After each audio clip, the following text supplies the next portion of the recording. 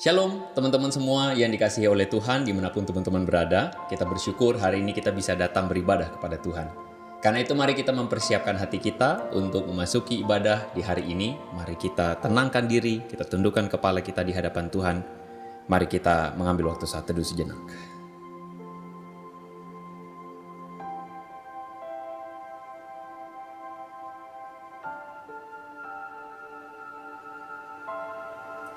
Ibadah ini kita mulai dengan satu pengakuan bahwa pertolongan kita datangnya daripada Tuhan pencipta langit dan bumi. Tuhan yang menebus kita. Turunlah atas kita kiranya kasih karunia dari Allah Bapa, Allah Putra, dan Allah Roh Kudus. Amin. Halo teman-teman, gimana kabarnya? Semoga masih sehat dan baik-baik saja ya. Sekarang mari kita siapkan hati kita untuk masuki ibadah kita pada hari ini. Kita pujikan above all, karena hanya Dialah satu-satunya Allah yang maha tinggi dan Allah di atas segala hal. Above all powers, above all king, above all nature and all created things, above all wisdom and all the ways of man. You were here before the world began. Above all kingdoms, above all thrones, above all wonders the world has ever known, above all wealth and treasures of the earth,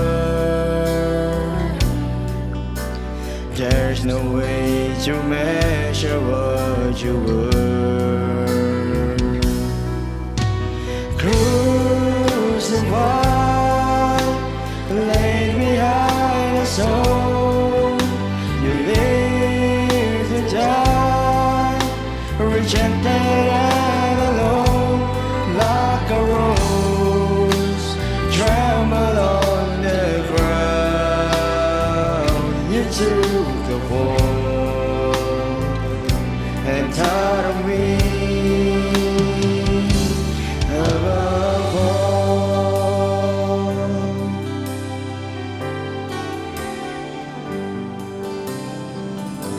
Above all powers, above all kings, above all nature and all created things, above all wisdom and all the ways of man. You were here before the world began. Above all kingdoms, above all thrones, above all wonders the world has ever known, above all wealth and treasures of the earth, there's no way to measure what you were.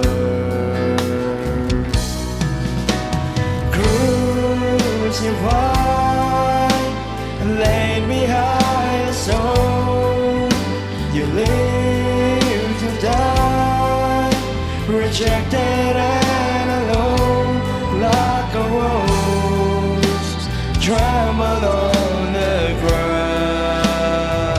You took the fall and taught of me above all.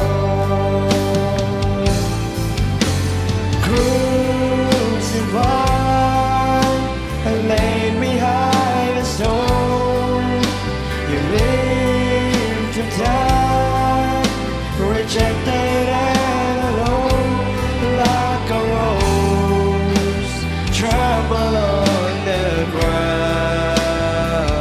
You took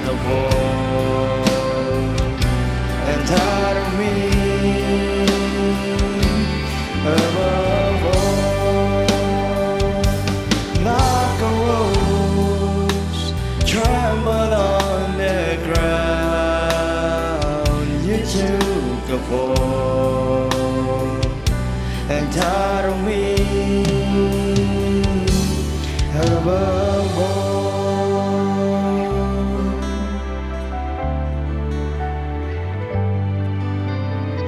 Teman-teman, mari kita berdoa.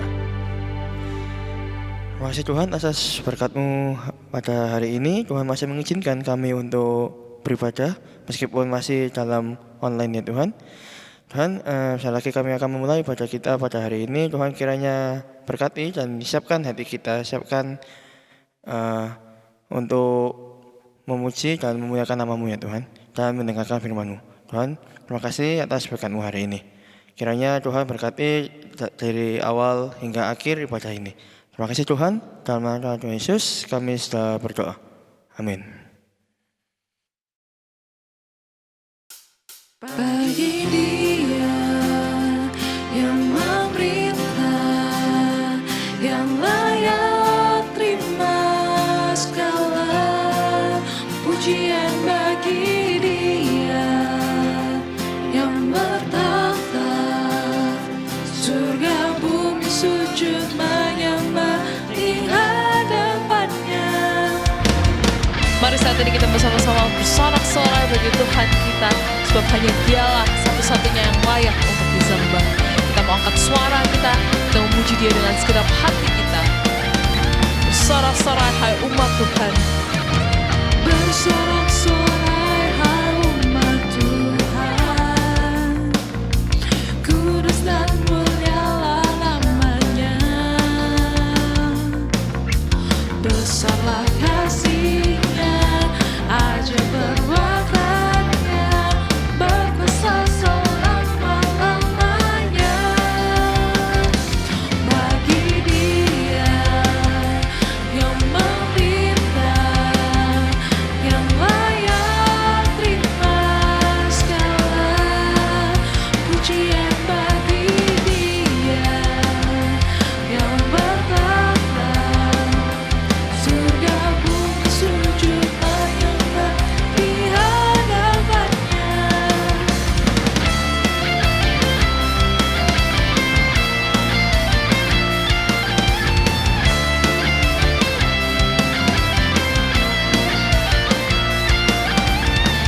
Kita angkat suara kita.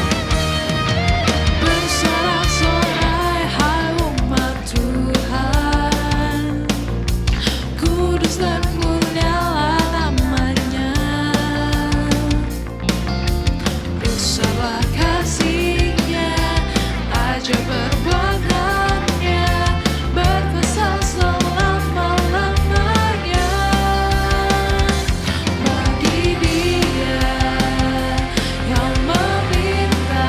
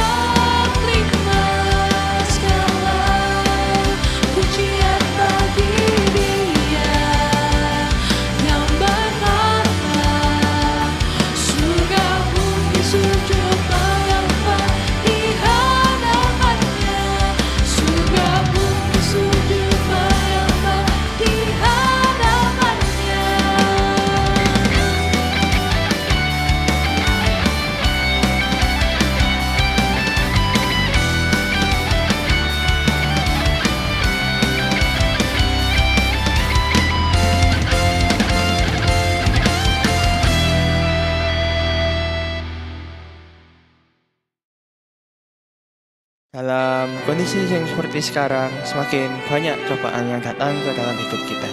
Tetapi percayalah bahwa Tuhan selalu ada dan selalu beserta kita, karena hanya Dialah satu-satunya Allah penolong yang sejati. Walau 1000 rebah. Tiada pernah ku ragukan kasih setiamu ya Tuhan. Setiap waktu dalam hidupku tak pernah kau tinggalkan. Meski langit tampak suram, awan gelap pun menghadang, hadapi badai, lewati gelombang, tak pernah kau tinggalkan diriku.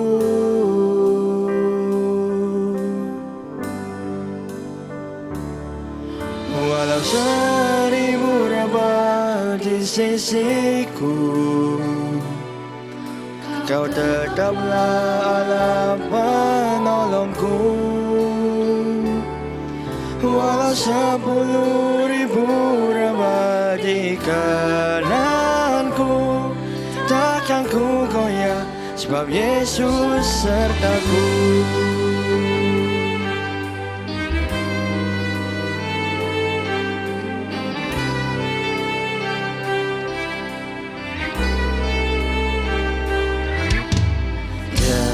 Pernah ku ragukan kasih setiamu ya Tuhan. Setiap waktu dalam hidupku tak pernah kau tinggalkan. Meski langit tampak suram, awan gelap pun menghadang, hadapi badai, lewati gelombang, tak pernah kau tinggalkan diriku.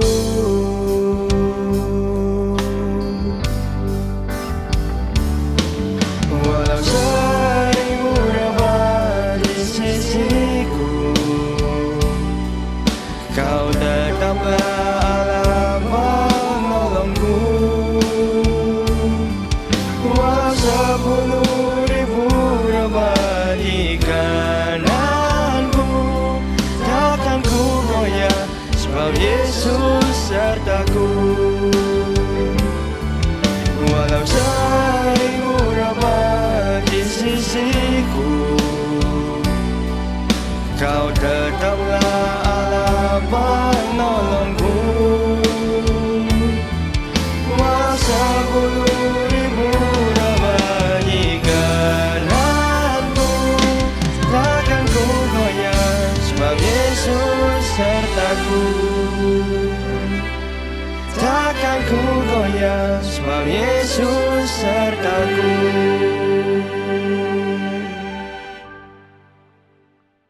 Shalom teman-teman yang dikasihi Tuhan. Wow, kita senang sekali ya kita boleh memuji Tuhan, kita boleh berdoa. Dan sekarang saatnya kita akan sama-sama mendengarkan perenungan firman Tuhan. Dan hari ini tema yang akan kita bahas menarik sekali. Judulnya adalah The Power of Money.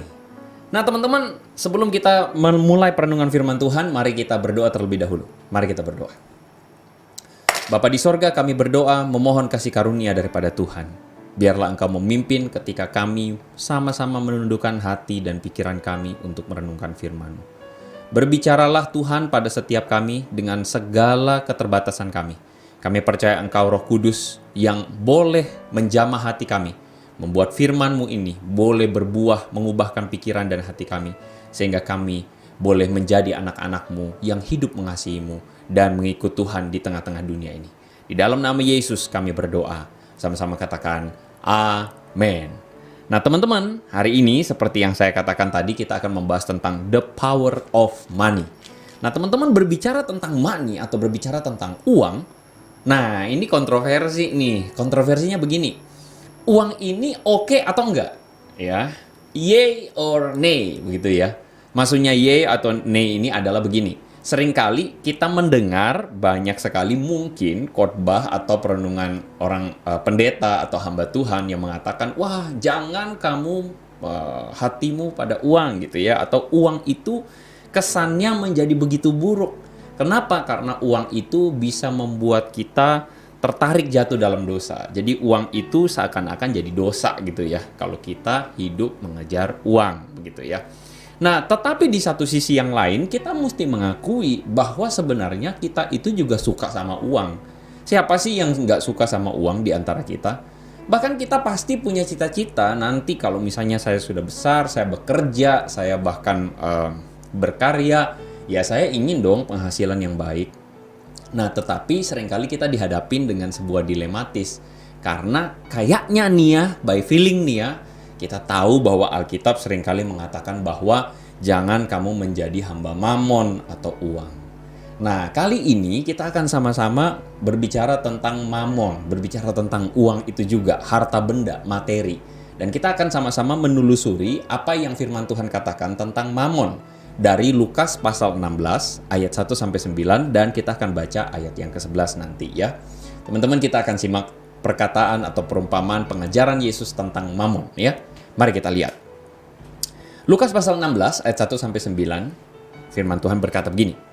Dan Yesus berkata kepada murid-muridnya, ada seorang kaya yang mempunyai seorang bendahara. Kepadanya disampaikan tuduhan bahwa bendahara itu menghamburkan miliknya. Lalu tuan itu memanggil bendahara itu dan berkata kepadanya, apakah yang kudengar tentang engkau?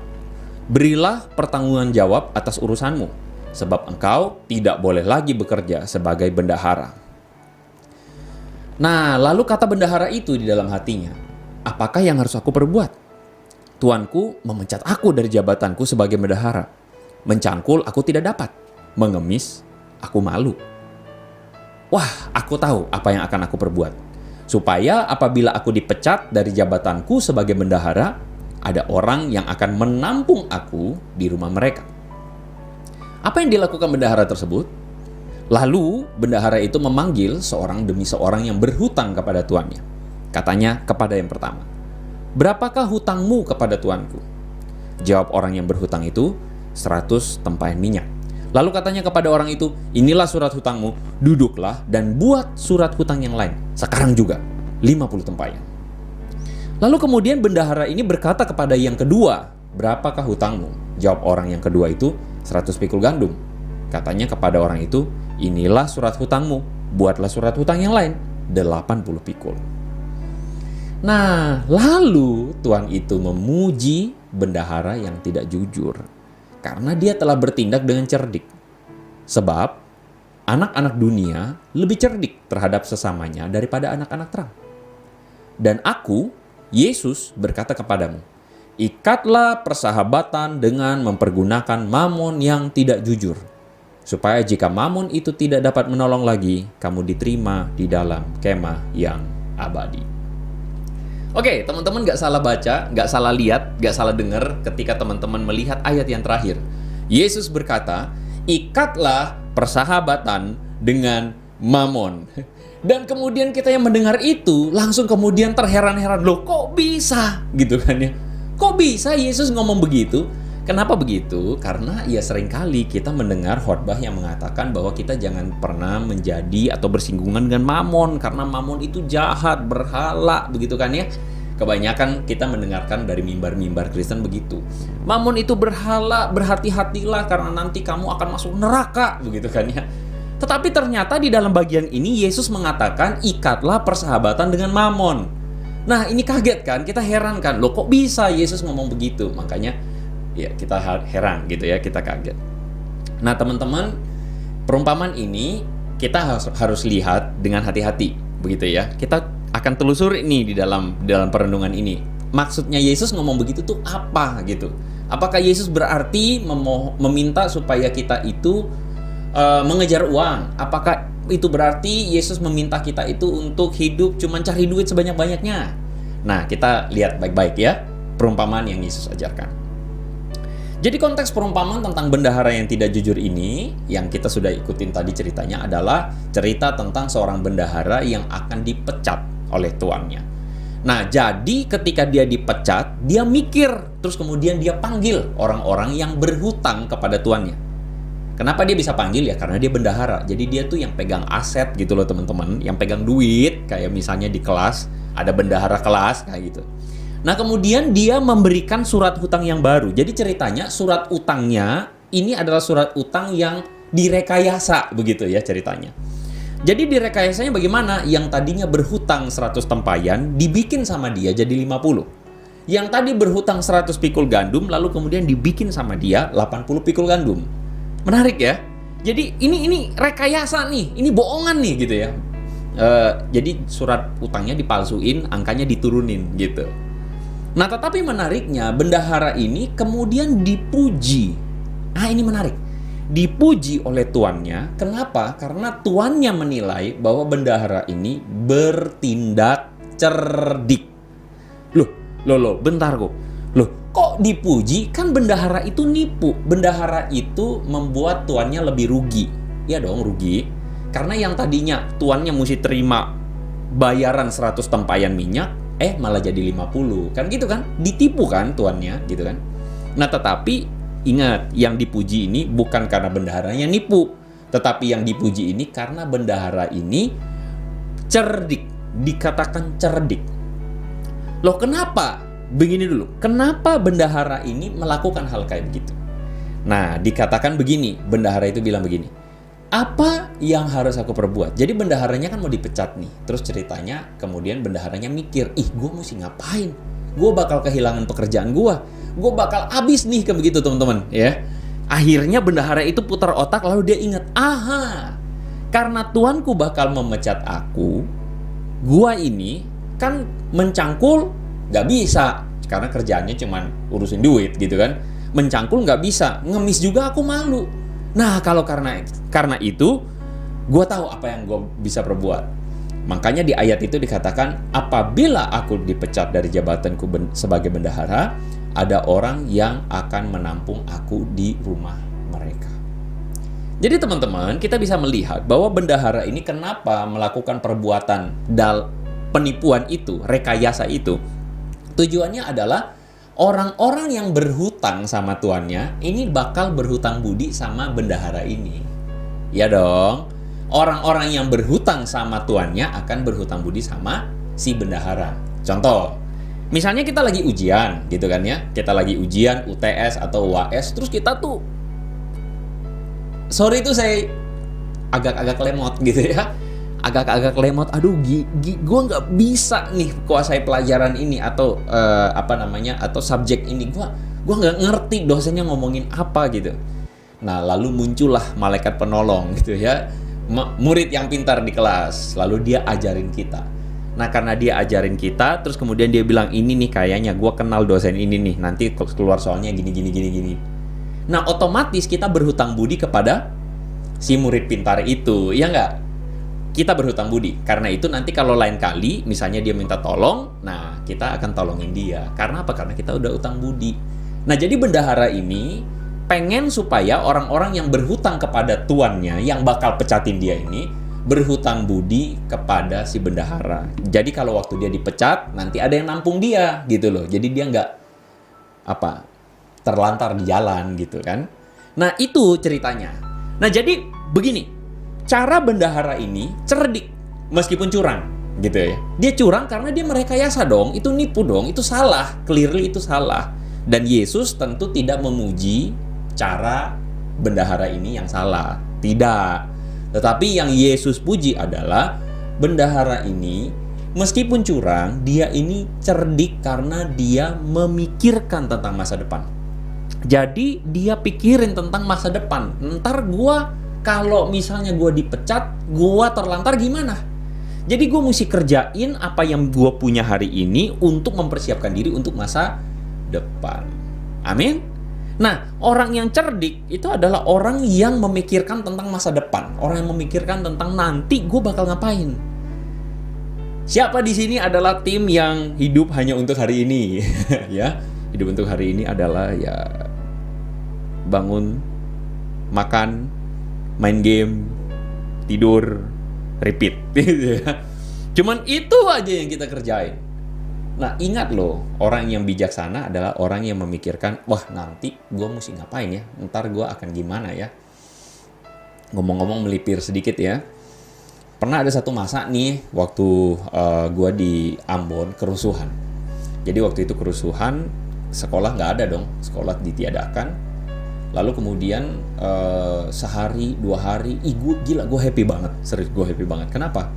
Karena jujur deh, kita sebagai murid sekolah, apa sih yang kita rindukan? Libur. Amin.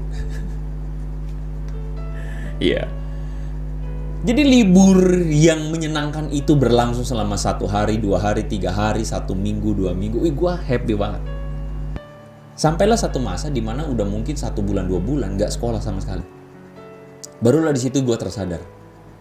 Wah, kalau begini caranya, gimana masa depan gue ya? Gitu loh. Gimana ya nanti masa depan saya? Kalau saya sehari ini nggak belajar, nggak ngapa-ngapain, ntar jadi apa saya? Nah, barulah muncul kebijaksanaan gitu loh teman-teman. Nah, kadang-kadang kita itu tidak mampu bijaksana, kita nggak mampu cerdik. Makanya Yesus bilang bahwa anak-anak dunia ini lebih cerdik kadang-kadang dibandingkan anak Tuhan. Karena kadang-kadang anak Tuhan itu meskipun agamanya Kristen, tetapi apa? Ya pikirannya nggak bijaksana. Nah, saya percaya teman-teman semua, youth dan teens GKA Gloria, ya, teman-teman harus bijaksana, amin. Ya, karena itulah Yesus mengajarkan kepada murid-muridnya, ya, sekali lagi bukan supaya anak-anak Tuhan menipu, bukan ya, awas loh ya. Tetapi Yesus mengajarkan supaya anak-anak Tuhan pun harus cerdik. Kenapa cerdik? Seperti bendahara ini, dia menggunakan semua yang dia punya. Otoritas dia sebagai keuangan, dia tahu siapa yang berhutang pada tuannya. Jadi dia pakai segala sesuatu untuk jaga-jaga kalau dia dipecat dia aman gitu loh teman-teman. Nah, kata cerdik yang digunakan di sini menggunakan kata phronimos. Apa itu phronimos? Phronimos itu diartikan bijaksana, cermat, pandai. Artinya dalam bagian ini, orang yang cermat atau orang yang phronimos adalah orang yang menggunakan segala sesuatu dengan cermat dan tepat sasaran. Cermat dan tepat sasaran. Dan orang yang menggunakan segala sesuatu itu sesuai fungsi dan kedudukannya. Jadi maksudnya gini, semua yang kita punya di dalam hidup itu harus dipakai sesuai dengan fungsi dan kedudukannya dan cermat. Begitu. Segala sesuatu yang digunakan atau yang dipunyai oleh kita itu harus digunakan dengan bijaksana. Teman-teman, engkau punya kemampuan, engkau punya waktu. Apakah kita pakai waktu dengan bijaksana? Belum tentu. Apakah kita pakai waktu dengan benar? Belum tentu. Nah, menariknya seperti bagian yang tadi kita bahas tuh. Yesus bilang begini, ikatlah persahabatan dengan menggunakan mamon yang tidak jujur. Nah, ini ayat yang seringkali bikin orang bingung. Kenapa? Karena mamon itu benar-benar jelas adalah berbicara tentang mamonas atau harta benda atau materi. Nah, tetapi menariknya Yesus bilang begini, jika mamon itu tidak dapat menolong lagi. Nah, jadi maksudnya adalah ada satu kebenaran di sini. Mamon itu atau uang itu tidak dapat menolong kita dalam segala sesuatu. Amin. Kamu punya uang, tetapi uang yang kamu punya belum tentu bisa tolongin kamu dalam segala keadaan. Betul nggak? Uang yang kamu punya belum tentu bisa membeli semuanya. Ya, uang bisa membeli banyak hal, tetapi uang tidak bisa beli semuanya. Termasuk uang tidak bisa membeli Tuhan, membeli perkenanan Tuhan. Amin. Ya iyalah, emang Tuhan butuh uang? Enggak. Jadi materi, teman-teman, tidak dapat memberikan sebuah kepastian. Pemenuhan baik jasmani, apalagi pemenuhan tentang kekekalan atau jiwa kita. Nah, tapi Tuhan bukan bilang bahwa materi itu nggak butuh. Selama kita hidup, kita butuh uang. selama kita hidup, kita butuh materi. Selama kita hidup, kita butuh makan, kita butuh sekolah, kita butuh bayar tagihan listrik. Ya semuanya pakai uang. Tetapi Yesus bilang begini, ikatlah persahabatan dengan uang itu, dengan materi itu. Maksudnya adalah pergunakanlah dengan cermat dan tepat. Karena apa? Karena sekali lagi, mamon itu tidak dapat memberikan kepastian kekekalan. Tidak ada orang yang bisa beli tiket untuk selamat. Tidak ada orang yang bisa beli tiket untuk disenangi Tuhan. Kamu mau kaya sekaya apapun, Tuhan tidak tertarik dengan harta benda. Amin.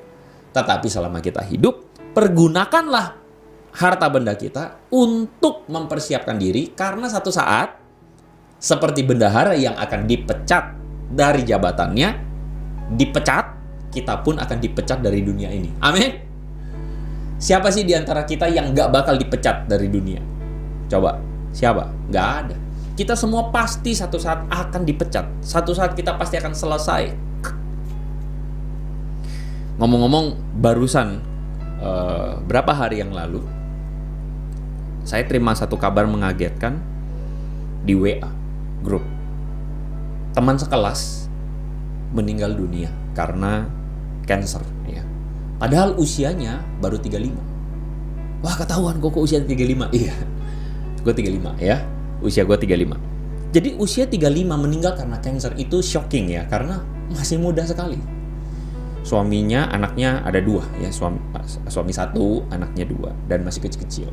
Dan wah, kita satu kelas kita shock sekali, kita giving support sebaik-baiknya.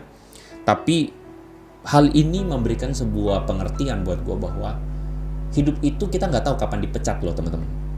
Bahkan di tengah pandemi, mungkin sebagian teman-teman yang menyaksikan perenungan firman Tuhan ini, mungkin, mohon maaf, keluarga kita mungkin ada yang meninggal karena COVID. Ya. Kita pun nggak tahu kapan kita selesai, kapan kita dipecat dari dunia, kita nggak tahu. Nah karena itu selama kita hidup, pakailah semua yang kita punya ini untuk mempersiapkan diri kalau kita dipecat dari dunia. Karena nanti Tuhan akan minta pertanggungjawaban atas semua yang Tuhan kasih sama kita loh, serius.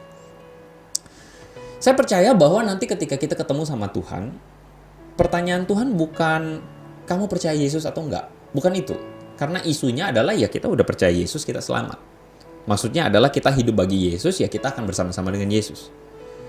Tetapi nanti isunya adalah Tuhan akan tanya, semua yang aku berikan kepadamu itu, apakah kamu pakai untuk kekekalan atau kamu pakai untuk kemuliaan Tuhan? Itu pertanyaan Tuhan. Kok bisa? Kok yakin pertanyaannya kayak gitu? Iya. Masih ingat gak perumpamaan tentang talenta? Jadi ada yang dikasih 1 talenta, ada yang dikasih 2 talenta, 5 talenta. Yang 5 digandakan jadi 10. Yang 2 digandakan jadi 4. Yang 1 dikubur teman-teman. Padahal kalau kita dikasih 5, 2 sama 1 lebih gampang pakein atau menggandakan yang 1, bukan yang 5, bukan yang 2. Tetapi yang 1 ini malas, gak ngapa-ngapain, dan udah dia biarin aja. Yang 5 dan yang 2 malah rajin, lalu kemudian memakainya untuk satu saat diminta pertanggungjawaban sama tuannya. Nah ini cerita lagi ngomong hal yang mirip dengan mamon tadi.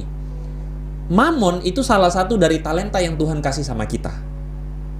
Semua yang Tuhan percayakan selama kita hidup, waktu kamu lahir, kita semua lahir dengan keluarga yang kita punya, dengan semua harta benda materi yang kita punya hari ini, semuanya, listen to me carefully, semuanya akan diminta pertanggungjawaban dari Tuhan. Apakah kamu menggunakan semua yang aku kasih, kata Tuhan, untuk hal yang benar, atau kamu pakai untuk percuma? Take it for granted. Itu pertanyaan Tuhan. Jadi orang Kristen itu harusnya bukan cuma mikirin tentang ini, oh nanti mati masuk surga. Enggak, please jangan jadi orang Kristen kayak gitu. Orang Kristen harus berpikir, bagaimana saya yang Tuhan kasih sama saya akan saya pakai untuk Tuhan. Begitu. Teman-teman, perumpamaan talenta tadi lagi ngomong tentang semua yang tidak kekal itu harus dipakai untuk kekekalan. Karena semua orang percaya, semua orang dipercayakan Tuhan dengan hidup di dunia yang gak kekal. Talenta yang tidak kekal dan sumber daya yang tidak kekal. Makanya ada lagunya kan. Ku tak membawa apapun juga saat ku datang ke dunia. Ku tinggal semua pada akhirnya saat ku kembali ke surga. Yang Tuhan minta waktu kita datang sama Tuhan nih cuman jiwa kita nih. Tuhan minta, Tuhan akan tanya, semua yang aku kasih di dunia kamu pakai buat apa? Itu pertanyaannya. Jadi kita harus menggunakan semua yang gak kekal, teman-teman, untuk digunakan supaya nanti kita hidup bersama Tuhan ada kekekalan, begitu loh teman-teman. Yang kita pakai semuanya. Kepintaran yang Tuhan kasih buat kamu pakai buat apa? Ada orang pinter, jenius, tapi psikopat, betul? Jangan salah, otak-otak pembobolan bank, pencucian uang, money laundry, hacker, dan sebagainya itu orang-orang pintar. Tetapi kepintarannya dipakai untuk sia-sia, begitu.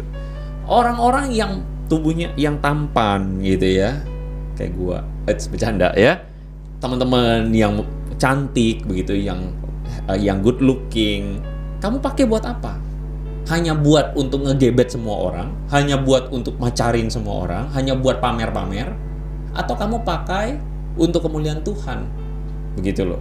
Semua yang Tuhan kasih percayakan buat kamu itu pakai buat apa? Kok sebentar, kegantengan, kecantikan dipakai buat kemuliaan Tuhan, maksudnya apa? Gini teman-teman, kegantengan dan kecantikan misalnya itu pasti menarik orang, betul? Tapi biarlah melalui kecantikan kita, kegantengan kita, orang bisa lihat bahwa cantik di luar, cantik di dalam, gitu. Ganteng di luar, ganteng di dalam. Kita tunjukkan kualitas anak-anak Tuhan. Kok lu nyindir gua, kok gua jelek? Sorry, maaf gitu, gue bukan mau apa gitu ya. Tetapi tentu siapapun kita mungkin gak dipercayakan 5 talenta. Tapi kita dipercayakan 2 talenta, bahkan 1 talenta. Gue percaya siapapun kita pasti dipercayakan semua kebaikan dari Tuhan. Termasuk bukan cuma cantik atau cakep, kamu punya uang, mungkin kamu dari keluarga yang cukup baik keuangannya. Uangmu kamu pakai buat apa? Uangmu kamu pakai hanya untuk senang-senang atau tidak? Makanya Yesus bilang di ayat yang ke-11, ini ayat ke-11-nya. Jadi, jika kamu tidak setia dalam hal mamon yang tidak jujur, siapa yang akan mempercayakan kepadamu harta sesungguhnya? Yesus bilang sama kita dengan clearly, untuk hal-hal yang duniawi kamu tidak setia. Untuk hal-hal yang duniawi kamu terlena. Kamu pakai untuk kesenangan diri kamu saja. Kata Yesus, siapa yang akan percayakan kepadamu harta sesungguhnya? Harta sesungguhnya itu apa? Kerajaan Allah, sorga. Nanti kita akan mewarisinya, teman-teman. Tapi kalau kita nggak setia dengan yang harta yang di dunia, kita nggak bisa setia dengan yang kekal, begitu loh teman-teman. Yesus pengen bilang bahwa uang dan semua yang dipercayakan kepada kita itu mesti dipakai untuk kemuliaan Tuhan. Nah, hari ini banyak orang sekolah, kerja, tujuannya buat apa? Yuk, ngapain kita sekolah? Ya supaya qualify kok gitu kan ya. Yang kalau bener ya supaya pinter katanya. Oke lah. Kalau kamu pinter, tujuannya buat apa? Ya buat kuliah, nanti setelah kuliah buat apa? Ya buat kerja tujuannya buat apa? Cari duit kan gitu kan. Nah gini, ada kekeliruan yang orang sering kali lihat. Orang berpikir dalam hidup kita itu ada 2 jenis manusia. Manusia pertama itu adalah 2S ya, yang disebut. S pertama itu adalah struggle. Struggle maksudnya apa? Kamu kerja, jadi ada orang-orang yang dunia ini kerja, terus kemudian tabungannya, uang masuk tabungan, lewat lagi tuh uang buat bayar cicilan, kerja, buat membanting tulang, buat hidup. Mungkin sebagian besar dari kita yang menyaksikan ini mungkin tidak mengalaminya, tapi banyak orang mengalaminya. Kerja, susah payah untuk bisa makan, susah payah untuk bisa hidup, kasihan. Nah kita nggak kepengen jadi orang yang struggle gitu kan, makanya kita pengen jadi orang yang sukses. Jadi kerja, pemasukan bagus, income-nya bagus, sukses, pakai bisa beli baju-baju bermerek, Supreme lah, Hypebeast, Nike lah, apapun lah itu. Keren, gaya, mejeng kan gitu.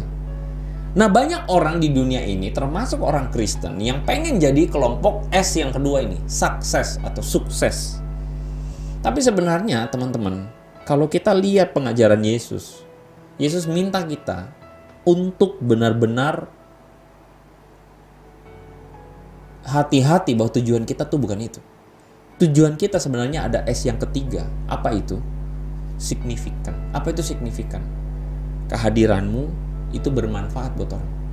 Kehadiranmu itu berdampak buat orang. Jadi ini bukan perkara kamu punya berapa duit, tapi perkara kamu itu menjadi berkat tidak buat orang. Dan tentu saja, puji Tuhan kalau kamu dipercayakan uang yang lebih banyak, kamu bisa menjadi berkat dengan lebih banyak kepada orang lain. Oleh karena itulah nama Tuhan dipermuliakan. Makanya Yesus bilang, hendaklah terangmu bercahaya, sehingga setiap orang yang melihatnya memuliakan Bapamu yang di sorga.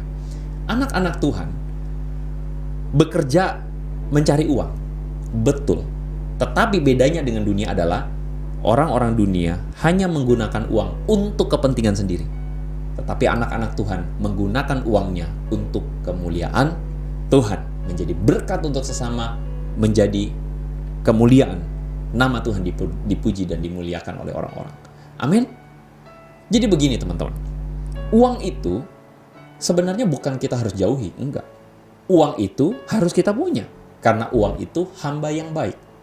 Tapi hati-hati, uang itu kalau kita jadikan tuan dalam hidup, maka uang itu akan menjadi tuan yang jahat. So teman-teman akan ada di pihak yang mana? Uang itu memang berkuasa, uang itu memang sedap-sedap ngeri, tetapi kita jadi orang Kristen harus bijaksana, menggunakan uang semua yang Tuhan percayakan untuk kemuliaan nama Tuhan. Amin. Mari kita tutup perenungan firman Tuhan ini, mari kita berdoa. Tuhan, hamba-Mu berdoa menyerahkan anak-anak-Mu yang boleh merenungkan firman-Mu, kami semua. Biar apa yang kami dengarkan bukan berlalu begitu saja, tapi firman-Mu boleh berbicara dan menolong kami supaya kami menjadi anak-anak-Mu yang memuliakan Engkau. Dengan semua yang Tuhan percayakan kepada kami, uang, harta benda, kemampuan, Tuhan kami pakai untuk supaya nama Tuhan dipermuliakan. Pakai anak-anak-Mu ini, berkati masa depan mereka, agar menjadi berkat buat banyak orang. Terpujilah nama Yesus, dalam nama-Mu kami berdoa. Amin. God bless you. Terima kasih kepada penginjil Andre Tunggal yang sudah menyampaikan kebenaran firman Tuhan bagi kita di hari Minggu ini. Kiranya pesan firman Tuhan yang diberikan kepada kita bisa menjadi kekuatan, berkat, dan ingat-ingatan buat kita menjalani kehidupan kita sepanjang minggu ke depan. Dan pada saat ini mari kita menyatukan hati kita mau datang kepada Tuhan, mau menyerahkan beberapa pokok doa yang bisa kita doakan bersama-sama. Mari saat ini kita datang berdoa. Bapa di sorga, kami bersyukur untuk apa yang Tuhan berikan dalam kehidupan kami. Terima kasih untuk kekuatan yang cukup, kesehatan yang cukup, berkat finansial yang cukup Tuhan, untuk kami melanjutkan kehidupan kami, untuk kami bertahan di dalam masa-masa hidup yang tidak gampang ini. Kami berterima kasih Tuhan untuk teman-teman kami juga yang sudah boleh melewati masa-masa pasca COVID Tuhan. Kami berterima kasih untuk pemulihan yang datangnya dari Tuhan. Terima kasih untuk dokter-dokter yang ada. Terima kasih untuk tenaga medis yang bekerja dengan baik. Terima kasih untuk obat-obatan, suplemen, vitamin, makanan, minuman, atau apapun Tuhan yang dipakai untuk pemulihan teman-teman kami dari COVID Tuhan. Kami bersyukur untuk anugerah Tuhan yang begitu besar dalam kehidupan setiap kami. Dan saat ini Tuhan, kami juga bersyukur untuk bangsa dan negara kami. Terima kasih Tuhan, kami sudah melewati tahun-tahun yang begitu hebat bersama dengan Tuhan. Kami sekarang ada di tahun-tahun yang memang sulit, tapi kami melihat ada campur tangan Tuhan yang terjadi di tengah bangsa kami. Terima kasih Tuhan, kami boleh memperingati di tanggal 17 kemarin hari kemerdekaan bangsa kami. Kami tahu Tuhan masih banyak perjuangan yang perlu kami lakukan. Untuk itu Tuhan, kami memohon Tuhan yang berikan kami hikmat, berikan kami vision dari Tuhan supaya kami mengerti kami ini ada di bangsa Indonesia bukan hanya mengharapkan Tuhan apa yang bisa diberikan bagi bangsa ini, tetapi kami mau Tuhan untuk berkontribusi bagi kemajuan bangsa kami. Kami tidak menjadi anak-anak muda yang pasif, tetapi kami menjadi anak-anak muda yang aktif untuk berkontribusi bagi kemajuan bangsa kami. Tolong kami Tuhan di setiap bidang pekerjaan yang sedang kami geluti sekarang. Kiranya kami boleh berkarya di sana. Kami boleh menunjukkan bahwa anak-anak Tuhan itu diberkati oleh Tuhan untuk memberkati bangsa ini, untuk memajukan bangsa ini. Dan kami datang berdoa Tuhan, kami bersyukur untuk teman-teman yang sudah naik dari kelas 6 dan sekarang masuk bersama-sama dengan kami di kelas 7, ada di teens sekarang Tuhan. Kami bersyukur untuk kehadiran mereka di tengah-tengah kami. Kami berdoa Tuhan, kiranya mereka juga boleh enjoy komunitas yang baru ini. Tuhan memberkati Tuhan adaptasi yang mereka lakukan sekarang. Kiranya mereka juga boleh menikmati masa-masa transisi mereka ke usia remaja. Pasti ada adaptasi tertentu yang tidak mudah untuk dilakukan. Tapi kami berdoa kiranya kami menjadi komunitas yang sehat untuk mereka. Menemani masa-masa mereka menjadi seorang anak remaja. Dan kami berdoa untuk spiritualitas mereka. Mereka akan semakin mengenal Tuhan dengan lebih jauh lagi, mengenal kebenaran firman Tuhan lebih dalam lagi. Tentunya mereka juga akan mengenal siapa diri mereka juga dengan lebih kompleks. Kiranya Tuhan kami hadir menjadi komunitas yang menjadi teman bagi mereka dalam masa-masa remaja ini. Dan Tuhan berkati spiritualitas mereka sehingga mereka juga bisa bertumbuh dengan baik Tuhan. Mengenal siapa Tuhan yang mereka sembah dan mengenal kebenaran firman yang mengubahkan kehidupan mereka. Ini doa kami Bapa, di dalam nama Tuhan Yesus kami berdoa. Amin.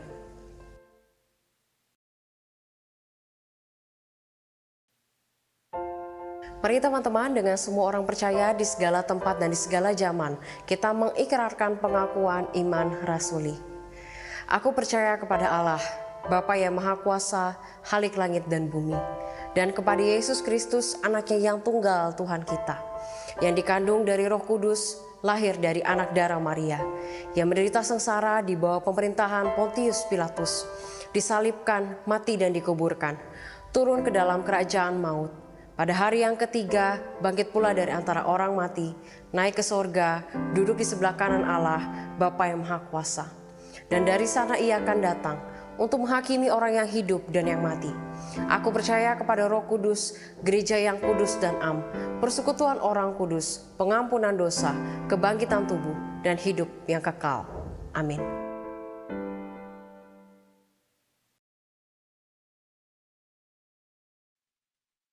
Biarlah kita tidak menyia-nyiakan anugerah yang telah diberikan bagi kita. Mari saat ini kita meresponi firman Tuhan, kita mempujikan above all.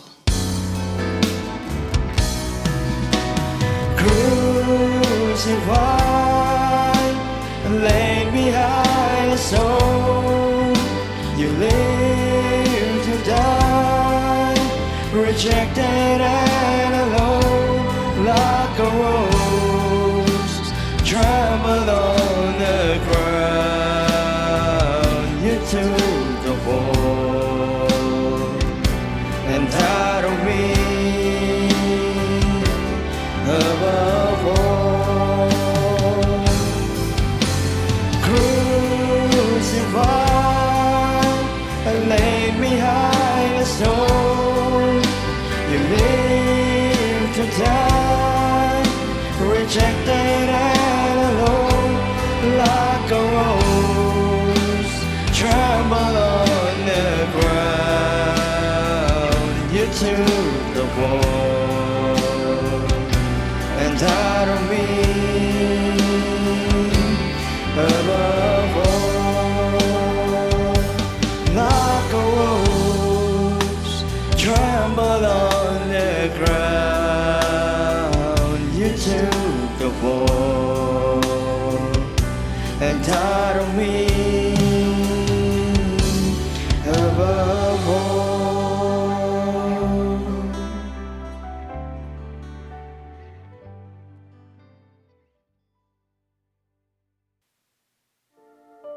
Kita bersyukur teman-teman, kita hari ini boleh beribadah di hadapan Tuhan. Dan biarlah kita sama-sama rindu untuk kita kembali dalam seluruh kehidupan kita, keseharian kita, sehari-hari, kita kembali dengan satu komitmen untuk mengasihi Tuhan, untuk menggunakan semua yang kita punya, termasuk uang kita, termasuk sumber daya kita, bagi kemuliaan nama Tuhan. Biarlah kita yang ingin pulang kembali dengan komitmen itu, teman-teman kita pun menerima berkat daripada Tuhan. Kiranya kasih karunia, damai sejahtera, kekuatan, pertolongan dari Allah Bapa Pencipta langit dan bumi, kiranya keselamatan dari Tuhan kita Yesus Kristus, serta penghiburan dan kekuatan daripada Allah Roh Kudus, menyertai setiap kita, semua yang kita kerjakan, keluarga kita, mulai dari sekarang sampai selama-lamanya. Yang percaya sama-sama katakan, Amin. Tuhan memberkati teman-teman semua.